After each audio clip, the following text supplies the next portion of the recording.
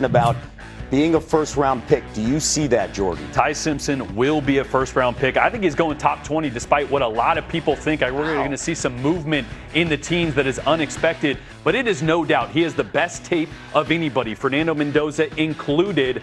I love the fact that he is an elite processor. And in my mind, elite physical traits are a dime a dozen. You can go find guys that can throw it 80 yards and can run 4.5 40s.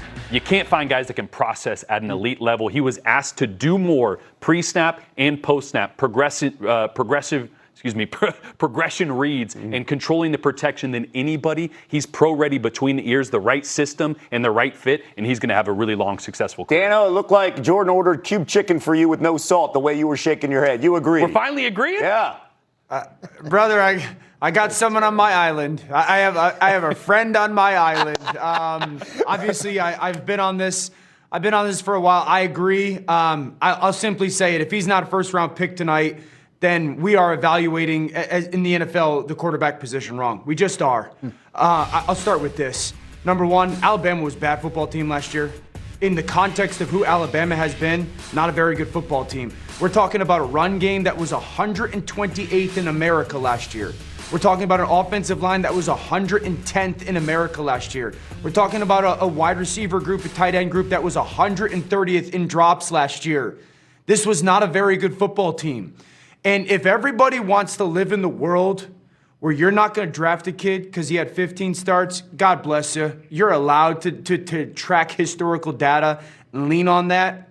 All I know is the tape says he's no question, at worst, around middle of a first-round draft pick. And if he's not tonight, I'll be the first person to say I was wrong in it. But that means we're not evaluating the quarterback position properly. What's the reticence then? Because you hear wildly diverging opinions on this. I'm trying to think of who I talked to yesterday who just said there's zero chance starts. he should go in the first.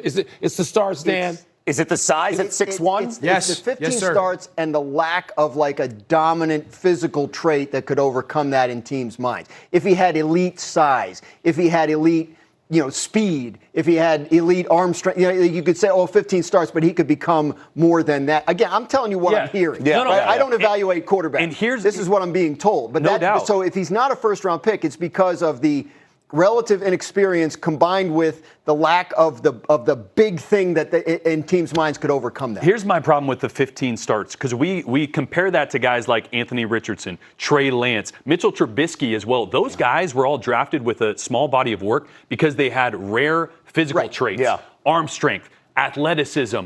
You're not drafting Ty because he has rare physical traits. I think he has first-round physical traits, but you're drafting him because he's an elite processor. So those guys of the limited starts are in completely two different categories, in my opinion, because he has as much good tape as someone that started 3 years in college. Like, I don't care if it's 15 games. He has 8 games that you flip on the tape and you're like, this is a first-round draft pick, anticipating, changing velocity and trajectory on the football, changing up things pre-snap. What else do you want? And that's why Dano's point is the good one. Are we evaluating quarterbacks incorrectly in the NFL? Mitchell Trubisky shouldn't have been the second pick in the draft. Trey Lance shouldn't have been the third pick in the draft, as it turns out. So I think that's an interesting point. I've never seen Orlovsky so happy on a program where he's not talking. Look at him. He is so happy. Jordan, he may say he used to send you a bouquet of flowers. He's been battling on Twitter for months. I get it. Dude. Here's my thing. At the fundamental part of the position, can you see it and can you throw it? Can you see it and can you throw it? The answer for him is a resounding yes. And I will continuously ask this question. Would you take Baker Mayfield right now as a top 20 quarterback? Would you take Jared Goff as a top 20 quarterback? Would you take Sam Darnold as a top 20 quarterback? The answer is yes. None of those guys have this overwhelming physical trait. Would you take Brock Purdy as a top 20 quarterback? I'm not telling America this guy's the number one pick. No. What I'm telling you is his tape screams that as long as you are a competent organization with the right people around them, you're going to get top 20 quarterback play, top 15 quarterback play, which you win a lot of football games with. So who's going to hear those screams tonight? What team is going to hear those screams and actually pull the trigger and take him, particularly if we're talking the top 20? Top 20. I don't know who that team is in the top 20. I do know that when he announced he was coming out, for the draft this year. It surprised a lot of people. But the chatter around the league was that the Los Angeles Rams had their eye on him. Now, this is back when the Rams still had the 29th pick, which they've since traded to the Chiefs. So the Rams picking at 13, I don't think they're going to take him there. Maybe, do they trade back and maybe take him? They don't have a lot of immediate needs on that roster. Yeah, and when we talk about the number 20, the Steelers are on the clock at 21. Keep that in mind. And Mike McCarthy has had no problem drafting a quarterback and having himself really good. Back to the NFL we go. I've got two quarterbacks with me this morning, and so let's do some QB quick reads. Dano, what do the Raiders need to set up Fernando Mendoza for success? Yeah, I think they need a wide receiver that was similar to some of the players that he had at Indiana last year. Elijah Surratt, Charlie Becker, just the downfield, bigger-bodied, contested catch guys, competitive with the ball. That's one of the things Fernando did really well, was throw those one-on-one throws, whether the go routes, the back shoulders, to allow those guys to gauge that throw and to make a play on the football.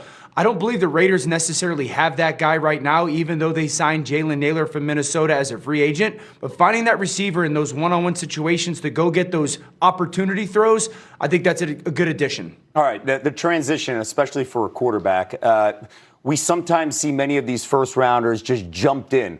But they signed Kirk Cousins. How long do you think Mendoza needs to sit with Kirk Cousins there? As long as possible, honestly. It depends on a lot on how the season goes, but Dan's talking about receivers. You're a rookie quarterback in a system that you've never ran. We make a lot about the under the center thing, but he never did it in college a handful of times at all. There is a big learning curve, and you don't have weapons outside of Brock Bowers to help you out. So you need him to sit and learn and start to develop and get comfortable with the system, because he didn't do it. He didn't do a ton of pure progressions in college. There was a lot of RPOs, a lot of point and shoots. He was outstanding, accurate, poised, but it's a big learning curve, and I want them to have as much patience as possible as they get everything set up around him so he can be successful long term. If he gets thrown into the fire week one, it's going to be rough. Their plan was always to find a veteran that they could start in case he wasn't ready right away. Going back to the combine, the Raiders were telling teams and potential veteran quarterback additions, we don't plan to start the guy right away. So their hope is that Kirk Cousins can give them whatever they need, and that Fernando Mendoza will face no pressure whatsoever in terms of timetable. The hope. Take the whole year if you need. How many times have we seen that? Exactly. It doesn't happen. How many times has it worked? One, right? The Chiefs started 5-0 in 2017 and stayed in first place with Alex Smith the whole time, so they were able to keep Patrick Mahomes on the bench.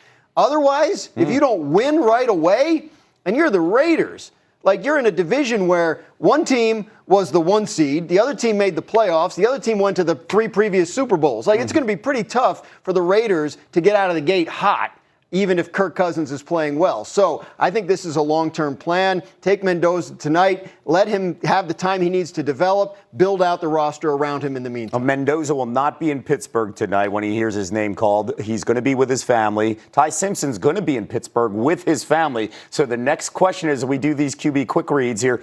Ty